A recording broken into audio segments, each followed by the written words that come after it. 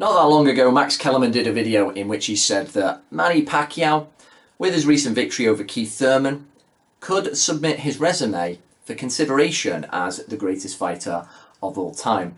I thought that was a little bit far on the mark, but he recently said that he feels that perhaps Gennady Golovkin's career needs a bit of revision in terms of its historical worth, and I am much more in agreement with that statement of his.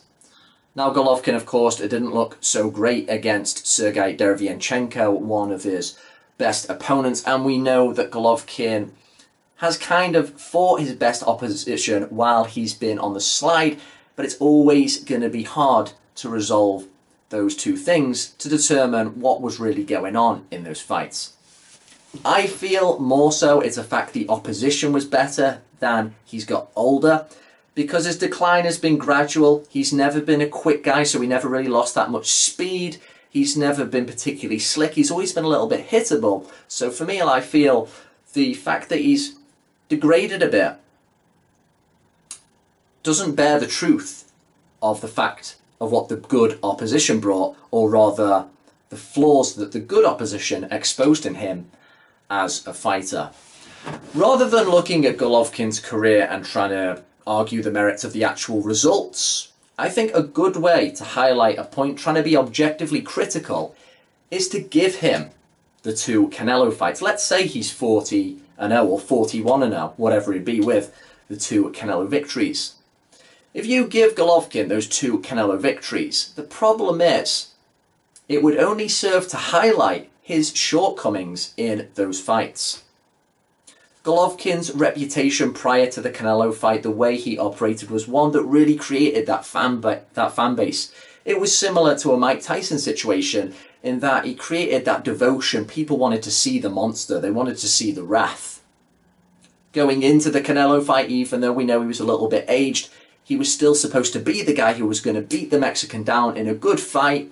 It was ultimately going to be dominant, and he was going to stamp down his authority as the guy who had been denied for too long. Now, you could even say that Golovkin wins that first fight 8-4, but that doesn't highlight the fact that it wasn't really that dominant, not when you consider how Golovkin usually fights. He missed a lot in that fight. He was hesitant. He didn't floor Canelo. He didn't really hurt him. He didn't go to the body at all, which was very odd. Had he been given the decision, you would have been okay. I probably would have given it to him, but then you would have been more like, well, Canelo didn't look too bad, did he? He fought well in spots. He took Golovkin's punch. He finished the stronger guy. He won that 12th round. And then you have the rematch, which goes to Golovkin again. Then you are going to get some shouts of robbery from the Mexican contingent. They're going to go, hang on, Canelo stood right in front of him. He did exactly what Golovkin said he wanted to do. He played into those strengths that age doesn't really affect, like power and physical strength. He stood right in front of him. Golovkin still couldn't knock him down.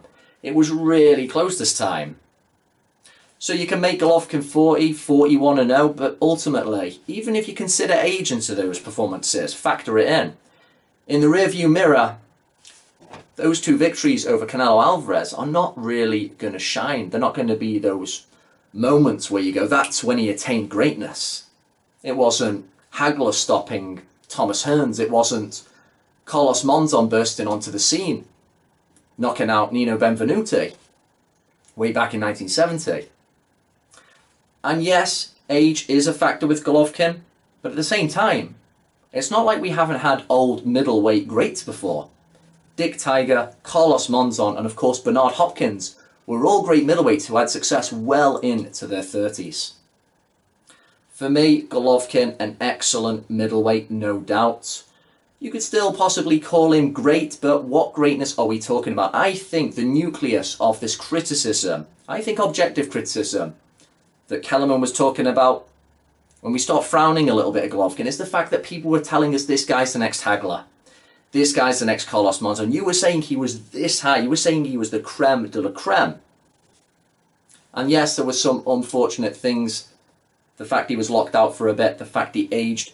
But still, personally, when I look at the performances, when I factor it all in, I think it bears more truth that Golovkin was an excellent fighter than the dominant monster that we once thought he was.